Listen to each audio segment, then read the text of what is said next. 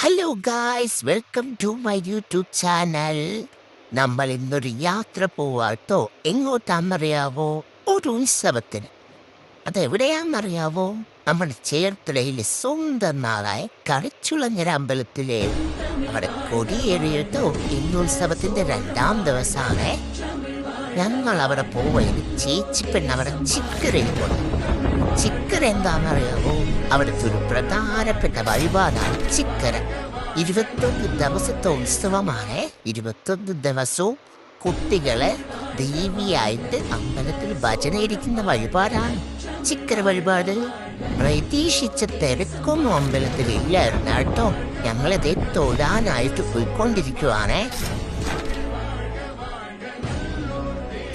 അമ്പലത്തിന്റെ അകത്തേക്ക് കയറാനായിട്ട് ദേ ആൾക്കാരൊക്കെ നിൽക്കുവാണേ. ദേ ഈ കയ്യിലിരിക്കുന്നതാണ് കേട്ടോ എൻ്റെ ചേച്ചി. വലുതായാലും കയ്യിലിരിക്കത്തുള്ളൂ. ദേ അതിൻ്റെ ഇടയ്ക്ക് എൻ്റെ അച്ഛൻ എന്നെ എടുത്തോണ്ട് കറങ്ങി നടക്കുവാ എങ്ങോട്ട്. കുറെ കുരുപ്പുകളൊക്കെ ഓടി നടപ്പുണ്ട് കേട്ടോ. എന്നാലും നല്ല രസമല്ലേ വൈകിട്ട് അമ്പലത്തിൽ പോവാൻ. എനിക്കാണെങ്കിൽ ഭയങ്കര ഇഷ്ടം. അച്ഛനാണെങ്കിൽ എന്നോട് പറയുന്നു നമുക്ക് പോയി അമ്പായിനെ കാണാം. ഞാനും ഒന്നും മിണ്ടിയില്ല കേട്ടോ. അച്ഛൻ എൻ്റെ ഒരു നോട്ടൊക്കെ വെച്ച് തരുന്നുണ്ട് കേട്ടോ. നേർച്ചയിടാന്നാ പറഞ്ഞേ. ഞാൻ അമ്പായിയെ കണ്ടു കേട്ടോ. ഹായ് പീപ്പി. അച്ഛൻ എന്നെ എടുത്തോണ്ട് പോയി, വാങ്ങിച്ച് തന്നില്ല.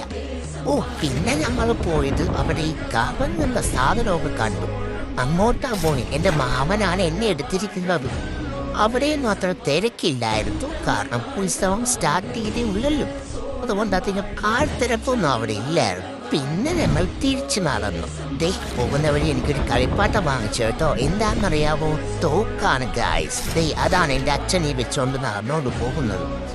പിന്നെ ഞങ്ങൾ നടന്ന് അങ്ങോട്ട് വന്നപ്പോഴാണ് കുറച്ച് ആൾ കൂടി നിൽക്കുന്ന കണ്ടത്.